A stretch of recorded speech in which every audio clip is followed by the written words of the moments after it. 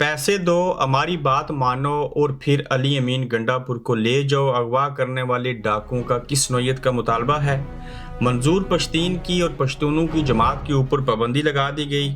इमरान खान की बहनों का रिमांड हो गया। बच्चे मारने वाली माँ पाकिस्तान की जो थी वो बेनकाब कैसे हुई? आज के गोरखधंधा में इस पर बात करेंगे।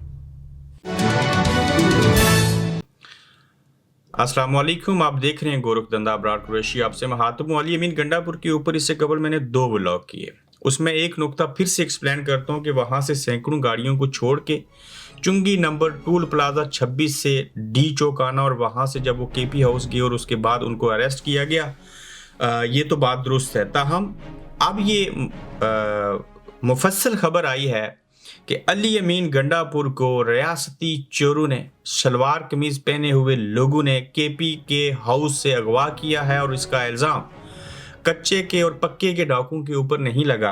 पाकिस्तान के मुख्तलिफ जो सहाफ़ी हैं उनके बकौल मरगला रोड पर आर्मी की मेस में मौजूद हैं अली अमीन गंडापुर, और जिन चोरों ने डाकुओं ने उनको अगवा किया है वो ये कह रहे हैं, मैं आपको मिसाल देता हूँ, कश्मीर से, पाकिस्तान के पंजाब, सिंध, कहीं से भी कोई पठान, कोई चोर, डाकू आपको अगवा करके ले जाएं तो फिर वो उसके बदले में कहें जी कि हमें बता दो, इतने लाख रुपए बेच दो वरना आपके बेटे को मार देंगे, या बेटी को या खामद को या भाई को, तो बदले में आप अपना बंदा ले जाओ। यानी कि चोर जो हैं किसी को अगवा करें और बदले में कहें जी कि इसका बता दो और फिर अपना बंदा वापस ले जाओ। आपने कामन ये चीज़ें देखी होंगी। अब ये जो रियासती चोर हैं इन्होंने भी उसी तर्ज की वारदात की है। उन्होंने अली अमीन गंडापुर साहब को पकड़ा है और मरगला रोड पर रखा है, और इसका सादा लफ्ज़ों में इल्ज़ाम जो है वो पाकिस्तान की इंटेलिजेंस ISI के ऊपर है। कहा यह जा रहा है कि अली अमीन गंडापुर, वो जो MNA आपने वहाँ पे रखे हैं वो हमारे हवाले करो। दूसरा, आप ये जो एहतजाज है इसको ख़त्म करो। पहले उनको ट्रैप किया और अब उनको कस्टडी में रखा हुआ है, और एक सूबे का चीफ मिनिस्टर जो है वो दूसरी बार पकड़ा गया। अब हुआ क्या, जब पहले इन लोगों ने आपको पकड़ा था, पकड़ने के बाद छोड़ दिया था, छोड़ने के बाद आपको तकरीरें तो आई, लेकिन आपको बताना चाहिए था किस इदारे ने, किस इंटेलिजेंस ने क्यों पकड़ा, क्या कहा, क्या हुआ। अगर आप ये बयान कर देते अपनी ज़ुबान से खुद तो शायद आज दूसरी मरतबा ऐसे न होता। तो अली अमीन गंडापुर साहब जो हैं वो इस वक्त हिरासत में हैं पाकिस्तान इंटेलिजेंस की, यानी कि फ़ौज की, और इसके हवाले से असदूर जो हैं उनकी बात जो है वो मैं आपके सामने रखूँगा। उन्होंने इस बात का इंकशाफ किया। दीगर और बेशुमार सहाफ़ी हैं जिन्होंने इस बारे में कहा कि अली अमीन गंडापुर जो हैं वो अगवा किए गए हैं। दूसरी जानिब ये हुकूमत की जानिब से और जो PTI मुखालिफ हैं उन्होंने एक प्रोपेगेंडा शुरू किया कि जो अली अमीन गंडापुर हैं ये केपी हाउस पहुँचे। केपी हाउस पहुँचने के बाद इन्होंने भागने की कोशिश की। जब ये भाग रहे थे तो वहाँ के मनाजर देखिए और सारा कुछ कीजिए।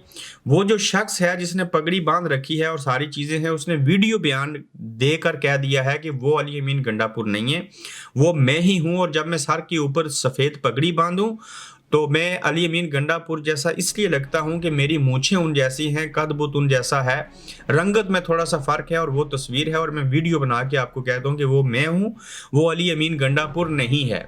तो अली अमीन गंडापुर साहब, अगर आप वहां से चुंगी नंबर 26 से ना आते, अपने लोगों को ना छोड़ के आते, ट्रैप ना होते, डी चौक पहुंच के फिर केपी हाउस अकेले ना जाते, वो पूरा जो क्राउड था उसको साथ लेके आते, तो किसी की जुर्रत नहीं थी कोई आपको गिरफ्तार कर लेता। तो आज आप जिस तनकीद की ज़द में आए उसकी वजह आपकी ज़ात खुद बनी है। ताहम आपको पाकिस्तान के इदारे इंटेलिजेंस ने अगवा किया है, ये बात जो है वो सामने आ गई, और अब वो आपसे डिमांड कर रहे हैं उन चोरों डाकुओं की तरह कि आप हमें बता दो और वापस ले जाओ अपने बंदे को। उसी तरह से है कि एहतजाज ख़त्म करो और अपना बंदा ले जाओ। KP की असम्बली का इजलास होना था, मैंने देखा अभी तक कोई मुझे उस तरह की चीज़ें सामने नज़र नहीं आई। हाँ, अगर कुछ हुआ तो उसको भी अगले एपिसोड के अंदर आपके सामने लेके आएंगे।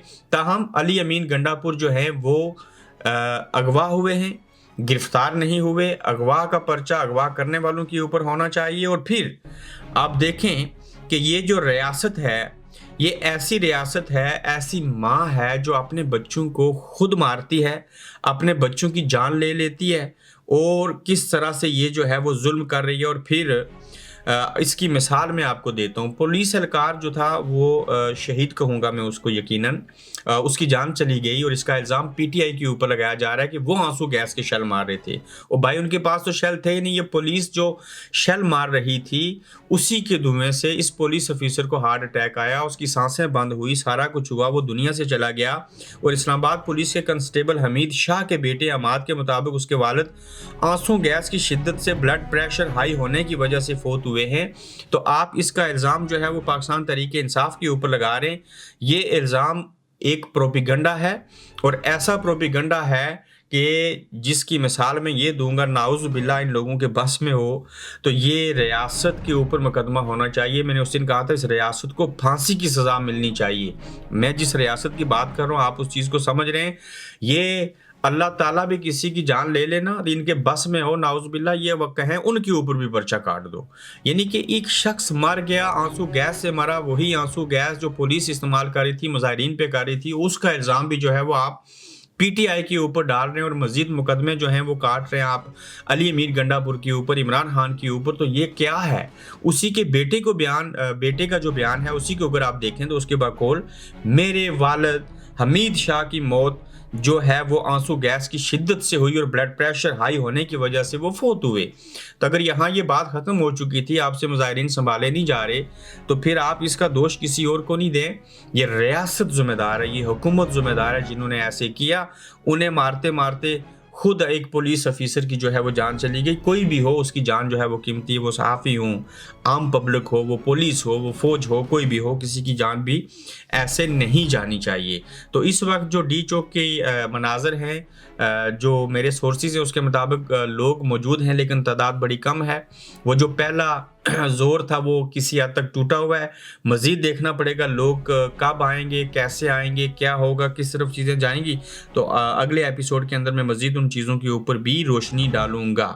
मंजूर पश्तीन के ऊपर बाद में आते हैं। आप देखिए कि इमरान खान की बहनों का जो है वो जिस्मानी रिमांड दिया गया।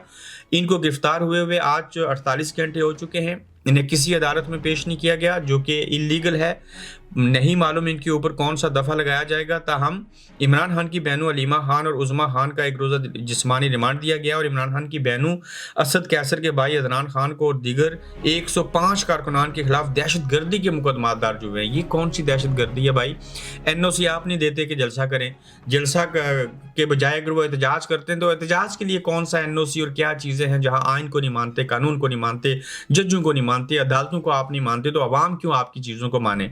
तो वो एहतजाज करने के लिए बाहर आए थे और आप उनको दहशतगर्द के करार दे रहे हैं और 105 लोगों के ऊपर आपने जो है मुकदमा दर्ज कर दिया है। इमरान खान के 2 बेटे बचे हैं, वही बाकी रह गए। बाकी उनका बांजा, उनकी बहनें, इमरान खान खुद सब जेल में हैं, वालदैन दुनिया से चले गए हैं। आपके बस में होता तो उनको भी निकाल के ले आते कि उनके ऊपर भी पर्चा होना चाहिए। अब देखिए कि इमरान खान समेत कई रहनुमाओं के ऊपर जो है वो मुकदमात दर्ज किए गए हैं और इस ज़िमन में दहशतगर्दी, तोड़-फोड़, कार्य सरकार में मुदाखलत, अफरा तफरी, इक़दाम कत्ल और अगवा जैसी दफात लगाई गई हैं। इमरान खान सब जेल में हैं। तो भाई उनके ऊपर क्यों पर्चे काट रहे हो? पहले 200-250 काटने वो थोड़े थे, और 500-600 काट लो, क्या होगा? कुछ नहीं होगा। ये पर्चों से डरने वाला दौर खत्म। अब तो आप लोगों को मारोगे भी तो वो भी दौर खत्म। आपकी बात किसी ने नहीं माननी, किसी ने नहीं सुननी। आप लड़खड़ा चुके हैं, नाकाम थे, पहले भी हारे, अब भी हारे, मुस्तकबिल में भी हार जाए। वो कहते हैं ना, कोई शख्स, कोई इदारा किसी की नज़रों में गिर जाए तो वो जो मर्जी हरकतें कर ले, उसे फिर उसके बाद कुछ नहीं मिलता। लेकिन आप डफर लोग हैं, आपको समझ नहीं आती। आप देख लेंगे किस तरह से इन्होंने जो मुकदमात थे थाना टेक्सला में दर्ज हुए हैं। कंटेनर लगाए, उसके ऊपर लोगों ने क्या क्या लिखा, कैदी नंबर 804 लिख दिया, किसी को डफर कह दिया, किसी को कुछ लिखा। आप जाओ कंटेनर जो है उनको प्रिंट करवाते फिरो, नई पेंटिंग करने की ज़रूरत पड़ेगी आपको वहाँ पे। मंजूर पश्तीन और पश्तूनों की जो जमात थी मुल्क भर में पाबंदी आयद कर दी है और वफाकी हुकूमत ने मुल्क भर में पश्तून तहफ़्फ़ुज़ मूवमेंट यानी कि PTM पर पाबंदी आयद कर दी है और PTM मुल्क में अमन और सिक्योरिटी के लिए ख़तरा है। वजारत दाखिला ने, मोहसिन नकवी साहब ने ये नोटिफिकेशन जारी किया है। ये क्या कर रहे थे? जिरगे, उन जिरगों के लिए जो तंबू लगाए थे उन्हें आग लगवाई गई। कहा गया कि पुलिस की जानिब से लगाई गई, लेकिन ये भी पुलिस नहीं होती, कुछ और लोग होते हैं, उस तरह की वर्दी पहन के आते हैं। तो अब आपने पाबंदी लगा दी है। इससे कबल भी इसके ऊपर पाबंदियां लगती रही, लेकिन वो जो जिरगा होना था, मैंने इससे कबल भी आपको बयान किया था कि मंजूर पश्तीन साहब 12 से 14 कबाइल को बुला के उनसे बातचीत करके ये बयान देने लगे थे कि ये जो केपीके का इलाका है, यहाँ से फ़ौज को वापस निकाल लें, हम अपनी दिफाई जो हैसियत है उसको बहाल करवा लेंगे, दिफा हम खुद सँभालेंगे, लिहाज़ा आपकी ज़रूरत नहीं है। तो जब इनको इन चीज़ों का इल्म हुआ तो इन्होंने वो ख़ैमे जला दिए, मंजूर पश्तीन की जमात के ऊपर पाबंदी आयद कर दी ताकि ये आगे बढ़ के कुछ चीज़ें ना कर सकें। तो अपना ख्याल रखिएगा, अगले एपिसोड में इंशाल्लाह आपसे फिर मुलाकात होगी। आप देख रहे हैं गोरखधंधा अब्रार कुरैशी के साथ।